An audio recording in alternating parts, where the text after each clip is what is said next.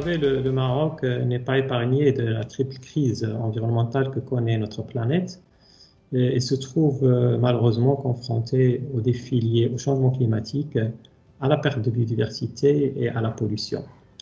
Eu égard à sa situation géographique, le changement climatique est en train d'impacter sérieusement les ressources en eau, la production agricole et la pérennité de nos infrastructures.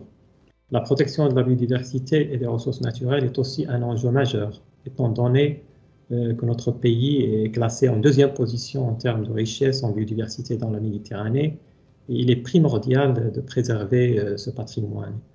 Et enfin, la lutte contre la pollution, qui malgré les efforts déployés ces dernières années, notamment en termes de traitement des déchets solides et liquides, continue de constituer une menace pour les écosystèmes naturels et nécessite davantage de mobilisation et d'innovation.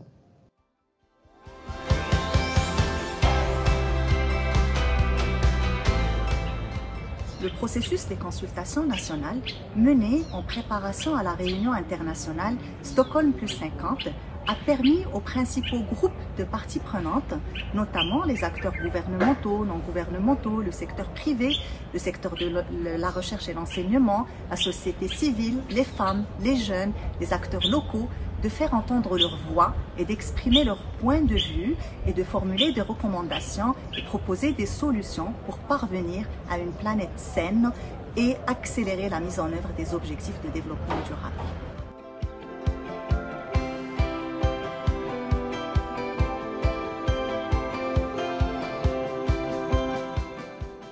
Ce qui se fait par les femmes qui travaillent dans le domaine de la Gagné, particulièrement à Sousse, dans la région du Sousse, c'est des femmes qui s'organisent dans des coopératives pour traiter la Gagné et le commercialiser. Et je pense que c'est une très très bonne action du point de vue économique parce que ça leur procure des revenus, du point de vue social parce que ça crée de l'emploi et du point de vue environnemental parce que ça valorise un arbre qui existe pratiquement uniquement au Maroc. Donc il y a une valorisation et la protection.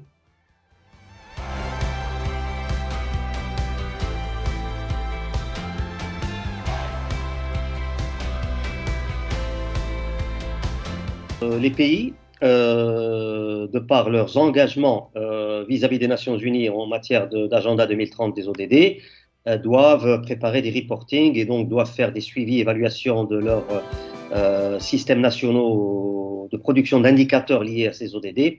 Mais pour cela, il y a un travail colossal qui est en interconnexion, et ça, il faut bien le souligner, avec d'autres engagements internationaux, à savoir ceux liés au changement climatique et ceux liés à la gestion des risques et des désastres.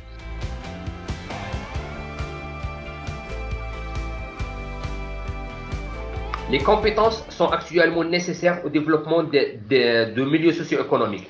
Actuellement, les compétences ils doivent être des compétences durables. Pour cela, on doit produire une génération qui sont imprégnés des profils durables. C'est-à-dire, le médecin, les ingénieurs ou n'importe quel travailleur, il doit avoir des compétences durables afin de protéger notre environnement. Pour cela, on doit intégrer dans le cursus de formation ou bien le cursus scolaire, on doit intégrer des cours qui permettent d'améliorer ou bien de forger des citoyens à des conceptions ou bien à des pensées qui sont durables.